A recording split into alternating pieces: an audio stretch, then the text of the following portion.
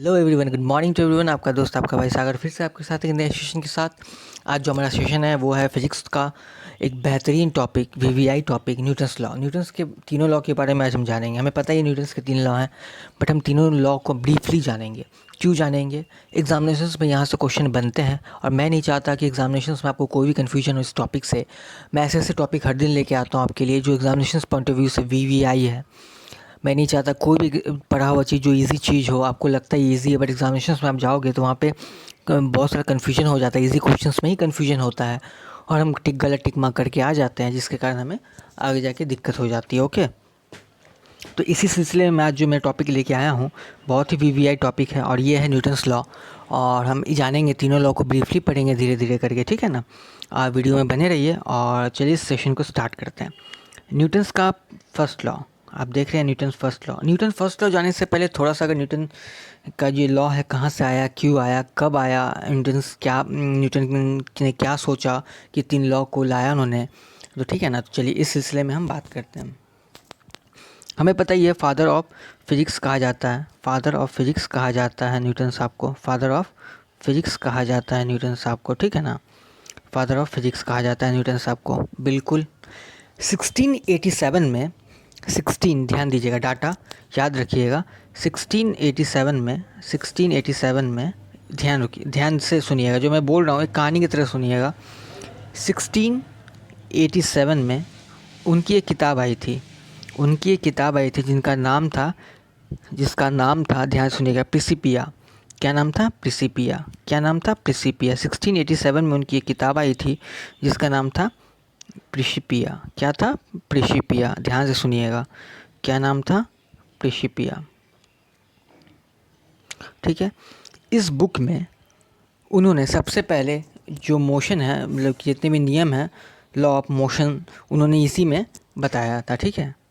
Okay, अब मैं धीरे धीरे बता रहा हूँ। 1687 में न्यूटन जो है फादर ऑफ फिज़िक्स कहा जाता है जिन्हें, उन्होंने अपनी एक पुस्तक प्रिंसिपिया में लॉ के बारे में, जितने भी लॉ ऑफ मोशन के बारे में, वो सबसे पहले उन्होंने वहीं पे बताया था। कब बताया था? 1687 में। कब बताया था? कभी कभी पूछ लिया जाता है प्रिंसिपिया बुक कब लिखी थी न्यूटन ने। ये लिखी थी 1687 में। ओके, यहाँ तक आपको कोई भी कन्फ्यूजन नहीं होना चाहिए। ओके, ब्रीफ नॉलेज बहुत ही ज़रूरी है। क्या पता यहाँ से क्वेश्चन बन जाते हैं, यहाँ पूछ लिया जाए कि ठीक है बताइए न्यूटन्स ने अपने पहले जो प्रिंसिपिया बुक है कब लिखी थी? 1687 में। वो बुक का नाम क्या? इसे पूछ लिया जाएगा कि 1687 में जो न्यूटन्स ने बुक लिखी थी उसका नाम क्या था? प्रिंसिपिया। क्या था? प्रिंसिपिया। ओके, यहाँ तक कोई भी कन्फ्यूजन नहीं होना चाहिए। चलिए अब हम जाते हैं first law of physics. Okay, चलिए यहाँ पे क्या है, प्रत्येक पिंड जब तब तक अपनी विरामावस्था में अथवा सरल रेखा में एक समान गति में की अवस्था में रहता है जब तक उसमें कोई बाह्य बल नहीं लगता है, ठीक है। यही लॉ ऑफ जो मोशन का पहला जो है, फर्स्ट लॉ ऑफ मोशन जो है न्यूटन का, उसमें यही कहा गया है अगर कोई वस्तु विरामावस्था में है, ठीक है, स्टेबल है, विरामावस्था में है, ओके, तो वो विरामावस्था में ही रहना चाहता है।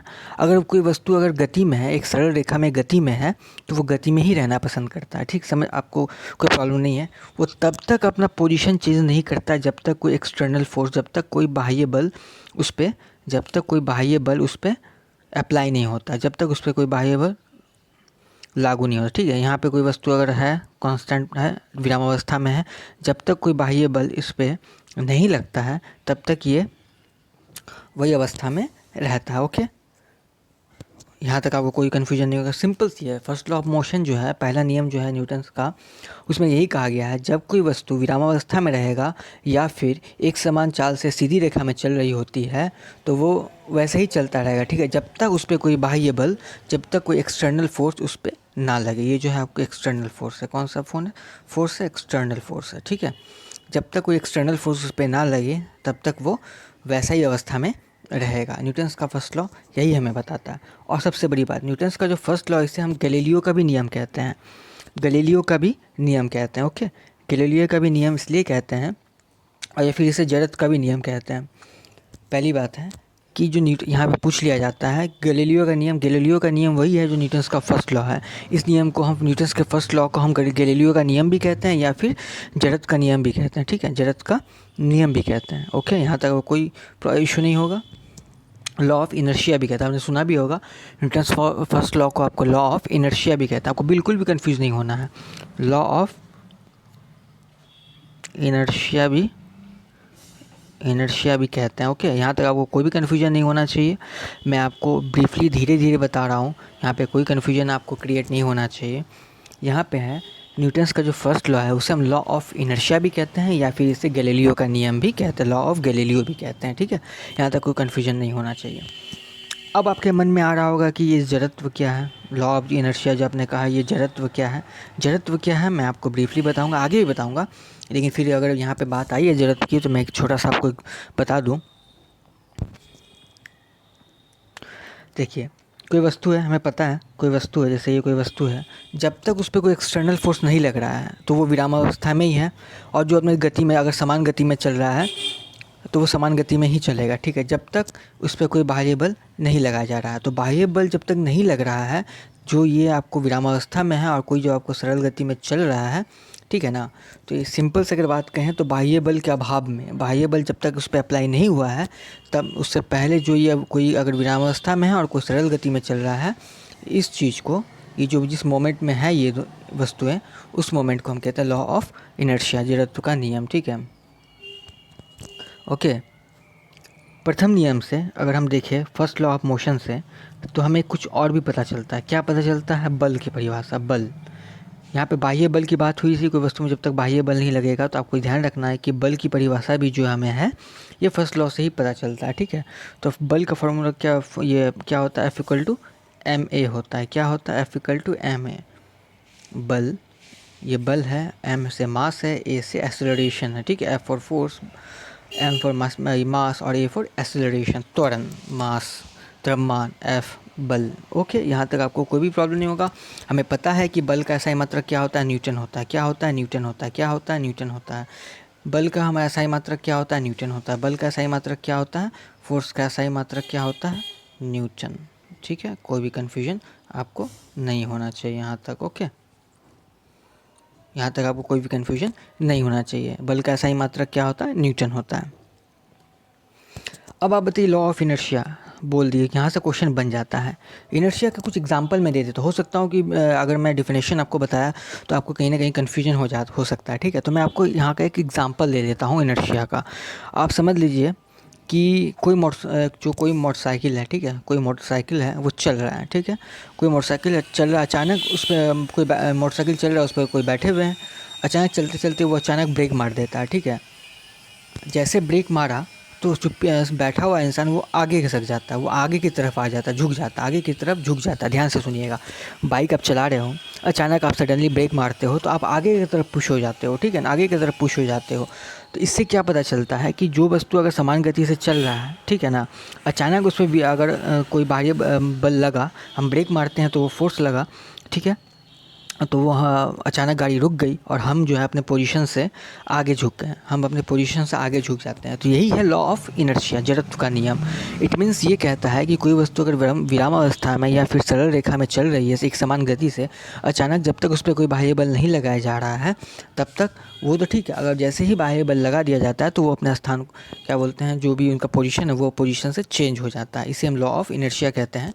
इससे आपको 2-3 पॉइंट निकलता है। फर्स्ट लॉ ऑफ मोशन का, इसे हम गैलीलियो का नियम भी कहते हैं, लॉ ऑफ गैलीलियो भी कहते हैं, लॉ ऑफ इनर्शिया भी कहते हैं। इससे हमें बल की परिभाषा, फर्स्ट लॉ से हमें बल की परिभाषा भी पता चलती है, F equal to M A, F equal to M A. यहाँ तक आपको कोई भी कन्फ्यूजन नहीं होगा। ठीक है ना, F equal to M A पता चल जाता है। और आपको ये भी पता चलता है, जो लॉ ऑफ इनर्शिया, अच्छे से आपको पता चलेगा लॉ ऑफ इनर्शिया होता क्या है।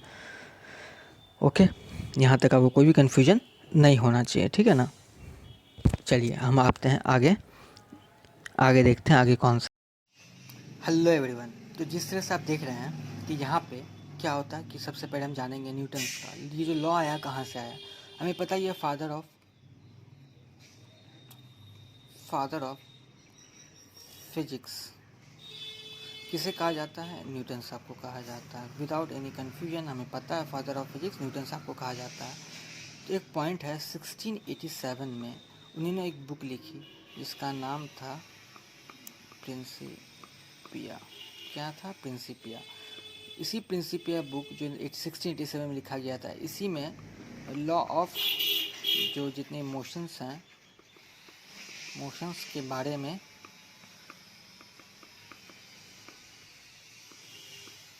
बताया गया। न्यूटन साहब ने सारा कुछ बताया, ठीक है।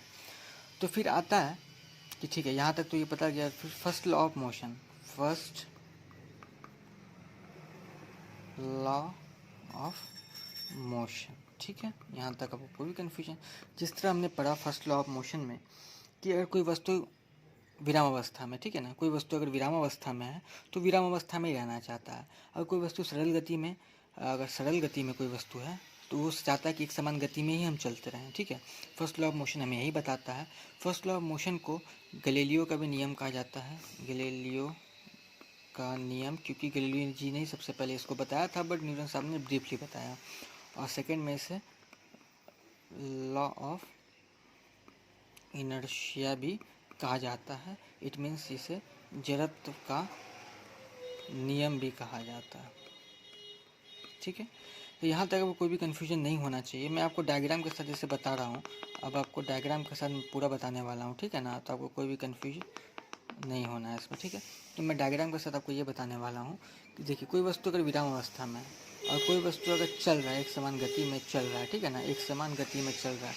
अगर ये वस्तु विराम अवस्था में है तब तक विराम अवस्था में रहना पसंद करता है, जब तक कोई एक्सटर्नल फोर्स इस पर नहीं लगता है, एक्सटर्नल फोर्स इस पर नहीं लगता है, ठीक है ना।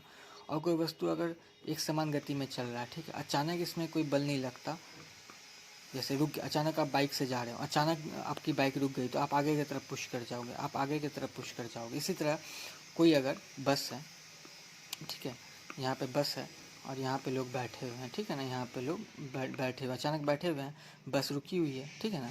अचानक बस अगर चल पड़ी, अचानक बस अगर चल पड़ी, ठीक है, अचानक बस अगर चल पड़ी, आप देखिएगा आप पीछे की तरफ मूव कर जाते हो, पीछे की तरफ मूव कर जाते हो। यही है लॉ ऑफ इनर्शिया, ठीक है। एग्जाम्पल से लॉ ऑफ इनर्शिया का, बाह्य बल जब तक ना लगे, बाह्य बल जब तक ना लगे तब तक वो अपने अवस्था को परिवर्तन नहीं करता है, ठीक है। तो ये फर्स्ट लॉ ऑफ मोशन भी है, लॉ ऑफ इनर्शिया भी कह सकते हैं, लॉ ऑफ गैलीलियो भी है, ठीक है। इससे हमें बल की परिभाषा प्राप्त होती है। बल की परिभाषा देखिए, पॉइंट आपको याद रखना, बल की परिभाषा हमें इसी से आता, फर्स्ट लॉ ऑफ मोशन से, फर्स्ट लॉ ऑफ मोशन से ही हमें पता चलता है, ठीक है। यहाँ से आपको कोई भी कन्फ्यूजन नहीं होना चाहिए। जैसे मैंने आपको बताया अभी कि न्यूटन का जो प्रथम नियम है पदार्थ के प्राकृतिक गुण जड़त्व को भी परिभाषित करता है। सेम है जो अभी मैंने आपको बताया, ठीक है। तो इसे जड़त्व का नियम भी कहते हैं। यहाँ तक कोई भी कन्फ्यूजन आपको नहीं होना चाहिए, इसे जड़त्व का नियम भी कहते हैं। और ये आपको बल को भी परिभाषित करता है। अभी मैंने जस्ट पढ़ाया कि ये जड़त्व का नियम भी कहते हैं और इसे बल को भी परिभाषित करता है, इक्वल टू ma, जस्ट हमने पढ़ा, ठीक है। यहाँ तक तो कोई भी कन्फ्यूजन नहीं है। इस नियम का सरल प्रमाणीकरण मुश्किल है, क्योंकि घर्षण और गुरुत्वाकर्षण के प्रभाव को ज़्यादातर पिंड महसूस करते हैं। असल में न्यूटन से पहले गैलीलियो ने इस प्रेक्षण का वर्णन किया था। लॉ ऑफ गैलीलियो भी किया, गैलीलियो साहब को भी क्रेडिट क्यों दिया जाता है, इसके पीछे भी रीज़न है, क्योंकि इससे पहले जो है गैलीलियो साहब ने ही इसका प्रेक्षण किया था, बट न्यूटन ने इसे इन ब्रीफ आपको बताया है, अनेक शब्दों में बताया है, जिस कारण इसे लॉ ऑफ ये न्यूटन्स लॉ ऑफ मोशन भी कहा जाता है। इससे पहले गैलीलियो साहब ने ही जो पहला लॉ है उसको बताया था, बट न्यूटन ने अच्छे से बताया था, तो जिस कारण न्यूटन्स लॉ इसे कहा जाता है। और लॉ ऑफ गैलीलियो भी कहा जाता है, क्योंकि गैलीलियो साहब ने भी इससे पहले बताया था, ठीक है। यहाँ तक आपको कोई भी कन्फ्यूजन नहीं होना चाहिए। चलिए, second law of Newton. Second law of Newton क्यों इंपॉर्टेंट है? VVI है। फर्स्ट लॉ थर्ड लॉ हमें याद रह जाता है, ठीक है, बट सेकेंड लॉ याद नहीं रहता है। ओके, तो सेकेंड लॉ को आराम से पढ़ेंगे, विदाउट एनी कन्फ्यूजन पढ़ेंगे, अच्छे से पढ़ेंगे, कोई भी कन्फ्यूजन नहीं होगा। अब आते हैं हम सेकेंड लॉ पे।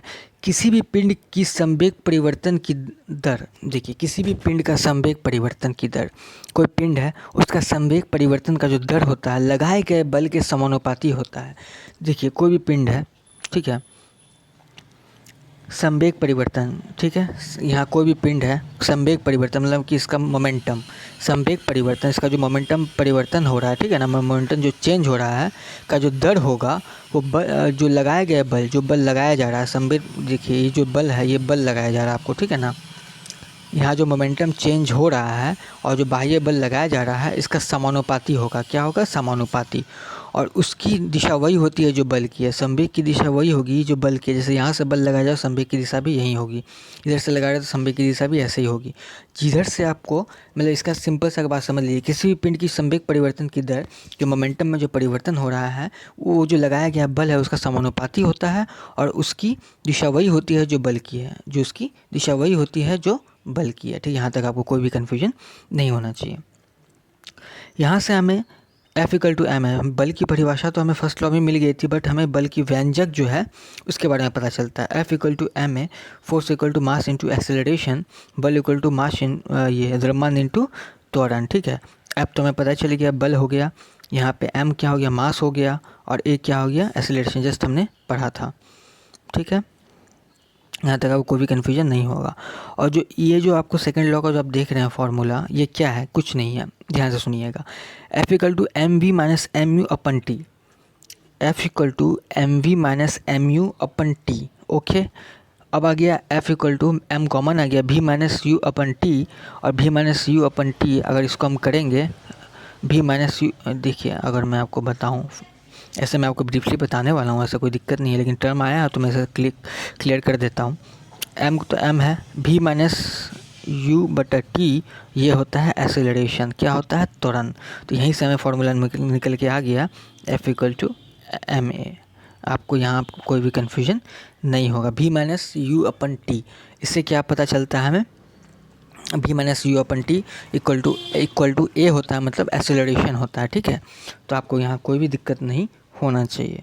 चलिए हम अब आगे बढ़ते हैं, थर्ड लॉ की तरफ बढ़ते हैं। अब हम पढ़ते हैं second law of motion. Second law of motion में क्या है, हमने पढ़ा है सेकंड लॉ ऑफ मोशन में किसी वस्तु के संवेग में परिवर्तन की दर उस वस्तु पर आरोपित बल के समानुपाती होता है। ये वस्तु है मोमेंटम p, जो भी बाह्य बल इस पर कार्य कर रहा है उसके समानुपाती होता है, तथा ये जो होता है आरोपित बल के दिशा में होता है। किसके होता है, आरोपित बल के दिशा में होता है। यहाँ तक आपको कोई भी कन्फ्यूजन नहीं होना चाहिए। हमें पता है कि सेकंड लॉ से ही हमें जो बल का व्यंजक है उसका पता चलता है। F equal to M A, F का हमें पता है कि फोर्स होता है, M क्या होता है, मास, द्रव्यमान, और ये जो होता है एक्सेलरेशन होता है। ठीक है, त्वरण होता है, त्वरण, बिल्कुल भी कन्फ्यूजन नहीं होना चाहिए। द्रव्यमान और ये हो गया हमारा बल, यहाँ तक आपको कोई भी कन्फ्यूजन नहीं होना चाहिए। तो ये पूछ लिया जाता है कि बताइए F इक्वल टू एम में जो बल का व्यंजक है किस लॉ से प्राप्त होता है हमें, ये जो हमें पता चलता है सेकंड लॉ ऑफ मोशन से ही हमें पता चलता है कि बल का जो आपको व्यंजक क्या है, F इक्वल टू एम है। ठीक है, आपको कोई भी कन्फ्यूजन नहीं होना चाहिए। यहाँ सेकंड लॉ ऑफ मोशन से यही है कि जो संवेग का दर होता है, ठीक है ना, संवेग में परिवर्तन का जो दर होता है, ये संवेग का जो परिवर्तन, P में संवेग को डोनेट कर रहा है, मोमेंटम को, संवेग में जो परिवर्तन का दर होता है उस पर आरोपित जो बल होता है, ठीक है, बाह्य बल, उसके मतलब कि समानुपाती होता है, तथा वो उसी दिशा में कार्य करता है जिस दिशा में बल कार्य करता है। ठीक है, यहाँ तक आपको कोई भी कन्फ्यूजन नहीं होना चाहिए। F equal to M A, ये व्यंजक पता चल गया, force equal to mass into acceleration. यहाँ से आपको बहुत सारा न्यूमेरिकल भी दे दिया जाएगा, आपको कभी M निकालने बोल दिया जाएगा, कभी A निकालने बोल दिया जाएगा, कभी F निकालने बोल दिया जाएगा। हमें A का पता है, एक्सेलरेशन का हमें पता है क्या, जस्ट हमने पढ़ा v minus V by T. अगर हम इसको अगर लिखे सिंपल सा तो A लिख सकते हैं। ठीक है ना, एक्सेलरेशन यही होता है। ठीक है, यहाँ तक आपको कोई भी कन्फ्यूजन नहीं होना चाहिए। अगर यहाँ पे कहीं कहीं अगर A के जगह न्यूमेरिकल में आपको बताऊँगा आगे, क्वेश्चन में v और u का मान दे दिया जाए और t दे दिया जाए तो आपको बिल्कुल भी नहीं घबराना है, v minus U upon T करके आप a का मान निकाल सकते हैं। ठीक है, मैं आगे बताऊंगा आपको, यहाँ तक कोई भी कन्फ्यूजन नहीं होना चाहिए। थर्ड लॉ की तरफ बढ़ने से पहले मैं कुछ लेके आऊँ आपके सामने, तो थोड़ा सा और क्लियर हो जाएगा डाटा। ठीक है ना, सेकंड लॉ में ही जो है संवेग और आवेग, ये दो, ऐसा अगर संवेग में परिवर्तन की दर है तो संवेग के बारे में कुछ जानना तो ज़रूरी है भाई, संवेग होता क्या है। ओके, आपको बिल्कुल भी कंफ्यूज नहीं होना है, संवेग होता क्या। किसी वस्तु के संवेग में आया बदलाव उस वस्तु पर आरोपित बल के समानुपाती होता है, समान दिशा में घटित होता है। ये तो हमें पता है, न्यूटन सेकंड लॉ है। ठीक है, यहाँ तक आपको कोई भी कन्फ्यूजन नहीं है। तो क्या होता है, F equal to D P upon D T. F क्या हो गया, बल हो गया, P क्या हो गया, संवेग हो गया, T क्या हो गया, टाइम हो गया। P जो है संवेग, मोमेंटम को P से दर्शाया जाता है, यहाँ तक कोई दिक्कत नहीं है। जब पिंड का द्रव्यमान स्थिर होता है, जब पिंड का द्रव्यमान स्थिर होता है तो समीकरण ज़्यादा सरल रूप में लिखा जा सकता है। देखिए F इक्वल टू एम है, यहाँ पिंड का द्रव्यमान क्या है, स्थिर है। ओके, M द्रव्यमान है, A त्वरण, यहाँ तक तो कोई दिक्कत नहीं है। और पिंड पर आरोपित बल उस वस्तु को तुरंत के समानुपाती होता है। बिल्कुल है, कोई दिक्कत यहाँ तक समझने में कोई दिक्कत नहीं है आपको। अब जैसे मैंने बताया आपको वही सेम है, जो मैंने बताया वही है, ठीक है। अब आते हैं आवेग। आवेग क्या, संवेग और आवेग बहुत ही आवेग द्वितीय नियम से संबंधित है। आवेग जो है सेकेंड लॉ ऑफ मोशन से संबंधित। आवेग का मतलब संवेग में परिवर्तन। आवेग का मतलब क्या होता है, संवेग क्या होता है, मोमेंटम क्या होता है। मोमेंटम का फॉर्मूला सीधा होता है संवेग इक्वल टू वेग इंटू द्रव्यमान। वेग जो वेलोसिटी इंटू मास, ठीक है। तो इसका अगर आप ये चाहोगे, थ्योरी चाहोगे, तो थ्योरी क्या है, किसी वस्तु के द्रव्यमान तथा वेग के गुणनफल को उस वस्तु का संवेग कहते हैं। आपको इजी पता है P इक्वल टू क्या होता है, अगर मैं बात करूँ P इक्वल टू क्या होता है, वेग इंटू वेलोसिटी इंटू मास, ठीक है, वेलोसिटी इंटू मास। ओके, यहाँ तक कोई भी कन्फ्यूजन नहीं है।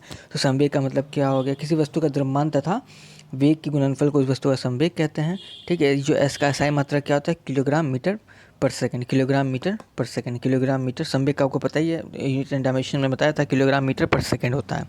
ओके, अब आते हम आवेग पर। आवेग क्या होता है, इम्पल्स। अगर इसको अंग्रेजी में कहे तो इम्पल्स कहते हैं। क्या कहते हैं, इम्पल्स, ठीक है, इम्पल्स कहते हैं। इसे मैं आपको बताने वाला हूँ पूरा डिटेल में। जब कोई बड़ा बल किसी वस्तु पर थोड़े समय के लिए कार्य करता है तो बल तथा समय अंतराल के गुणनफल को उस बल का आवेग कहते हैं। तो बिल्कुल भी कन्फ्यूजन नहीं होना है, इतना लंबा आपको नहीं समझना है, ठीक है। आपको सीधा समझना है कि सीधी सी बात है, जब कोई बड़ा बल, बहुत बड़ा बल होता है, जब बहुत ज़्यादा फोर्स के साथ कोई बल लग रहा है, ठीक है, तो कोई किसी वस्तु पर लगता है थोड़े समय के लिए, जब कोई बड़ा बल किसी वस्तु है, यहाँ बहुत बड़ा बल थोड़े समय के लिए लगता है, थोड़े समय के लिए लगता है, तो बल तथा समय अंतराल के गुणनफल को, बल जो बल लगा और जितने समय के लिए यहाँ पे लगा, दोनों के गुणनफल को हम आवेग कहते हैं, इम्पल्स कहते हैं, ठीक है। इसका आपको मात्रक पता है, न्यूटन सेकंड होता है। इसका मात्रक क्या होता है, न्यूटन सेकंड होता है, ठीक है। इसका मात्रक क्या होता है, न्यूटन सेकंड होता है। यहाँ तक आपको कोई भी कन्फ्यूजन नहीं होना चाहिए। चलिए आगे चलते हैं हम लोग। इम्पल्स आई देख रहे हैं क्या होता है, delta P equal to M delta V, ठीक है, वही बात है और कोई बात नहीं है, यही बताया गया है। सेम जब कोई बड़ा बल आपको कि मतलब कि कोई भी बड़ा बल जब एक वस्तु पर थोड़े समय के लिए लगता है तो आरोपित बल जो बल लगा है और समय के गुणनफल को हम आवेग कहते हैं, मतलब इम्पल्स कहते हैं, ठीक है। यहाँ तक आपको कोई भी कन्फ्यूजन नहीं होना चाहिए। आवेग को I से डोनेट किया जाता है, मोमेंटम को P से किया जाता है, इस चीज़ को ध्यान रखिएगा। चलिए थर्ड लॉ की तरफ। अब हम आते हैं न्यूटन्स थर्ड लॉ, ठीक है। न्यूटन्स थर्ड लॉ क्या, ऐसा नहीं है आप डायग्राम समझ के ये नहीं समझना कि दोनों लड़ाई कर रहे हैं, ठीक है ना, दोनों की लड़ाई से कोई ताल्लुकात नहीं है। बस एग्जांपल के लिए, इसके दो स्केट खिलाड़ी हैं, ठीक है, स्केट खिलाड़ी स्केटिंग कर रहे हैं, ठीक। तो दो स्केट खिलाड़ी दूसरे को धक्का दे रहे हैं, ठीक है। बाएं वाला स्केटर दाएं वाले स्केटर पर N12 बल्ब लगा रहा है, किसी दिशा तरफ है, जिसकी दिशा दाईं तरफ है, जिसकी दिशा दाईं तरफ है। मैं आपको एग्जाम्पल तो यहाँ पे है, सॉरी, एक डायग्राम के थ्रू मैं समझाना चाह रहा हूँ आपको। चलिए इसका अगर हम थोड़ा सा ब्रीफली देखें क्या होता है थर्ड लॉ। थर्ड लॉ का क्या होता है, थर्ड लॉ जो होता है, प्रत्येक क्रिया के बराबर परंतु विपरीत दिशा में प्रतिक्रिया होती है, ठीक है। तृतीय नियम का अर्थ होता है किसी बल के संगत एक और बल है जो उसके समान और विपरीत होता है।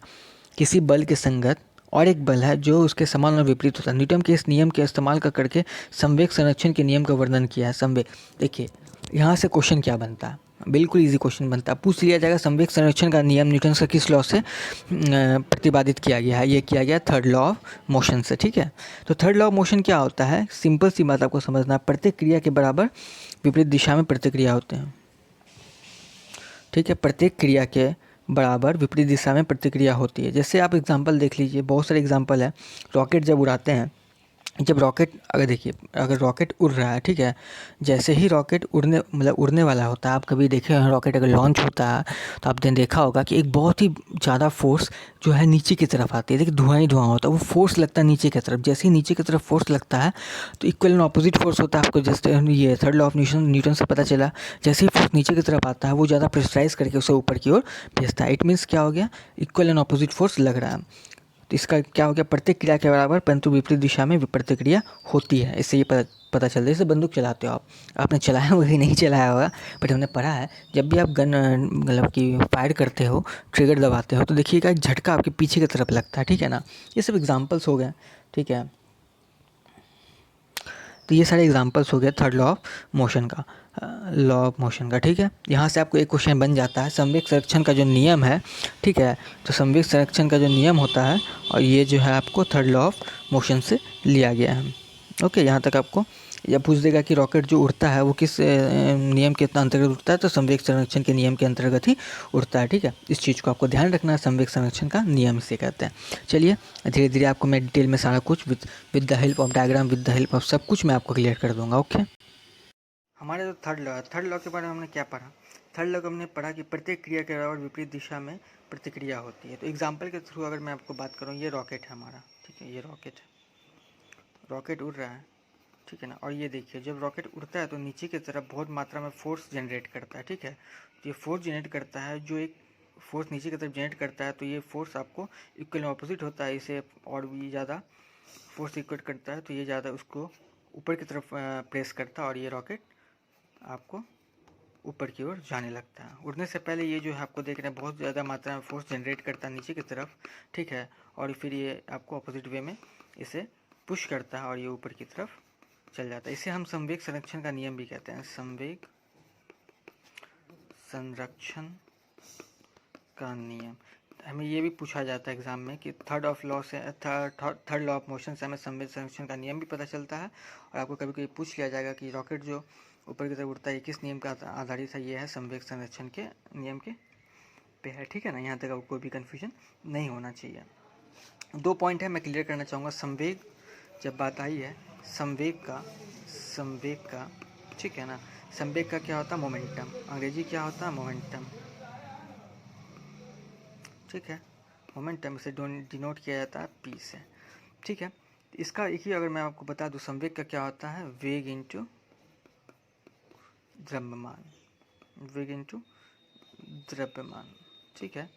इसका फॉर्मूला हो गया वेग इंटू द्रव्यमान। और इसका जो एसआई यूनिट होता है, इसका एसआई यूनिट क्या होता है? Kilo SI unit. केजी, इसका एसआई यूनिट क्या होता है बताइए? केजी इंटू मीटर पर सेकेंड, ठीक है।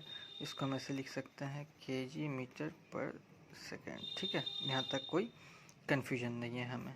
ओके, संवेग का ये हो गया, यहाँ तक आपको कोई भी कन्फ्यूजन नहीं होना चाहिए संवेग के बारे में। अब मैं आपको आवेग के बारे में बताता हूँ। आवेग, इम्पल्स, आवेग को अंग्रेजी में क्या कहते हैं? इम्पल्स। इसे आई से डोनेट करते हैं। आवेग क्या होता है?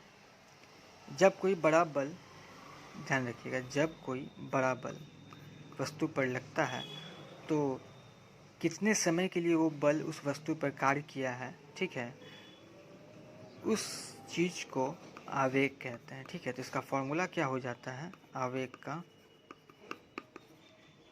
बल जो लगा, बड़ा बल, और समय अंतराल के लिए वस्तु पर, कितना समय अंतराल के लिए वस्तु पर कार्य किया, ठीक है। यहाँ तक वो कोई भी कन्फ्यूजन नहीं होना चाहिए। और इसका जो मात्रक होता है न्यूटन सेकेंड होता है। इसका यूनिट क्या होता है? न्यूटन सेकेंड होता है। यहाँ तक आपको कोई भी कन्फ्यूजन नहीं होना चाहिए। इसका मात्रक क्या होता है? न्यूटन सेकेंड होता है। और ये एक, इसका जो डायरेक्शन होगा, इसका जो डायरेक्शन होगा, डायरेक्शन वही होगा, ठीक है, जो बल का होगा, इक्वल टू बल का दिशा, ठीक है। इस चीज़ को आप ध्यान रखिएगा। ये जो कार्य किया है, जो इसका जो आवेग है, इसका दिशा वही होगा जो बल, जिधर बल कार्य करेगा उधर ही आवेग कार्य करेगा, ठीक है। यहाँ तक आपको कोई भी कन्फ्यूजन नहीं होना चाहिए।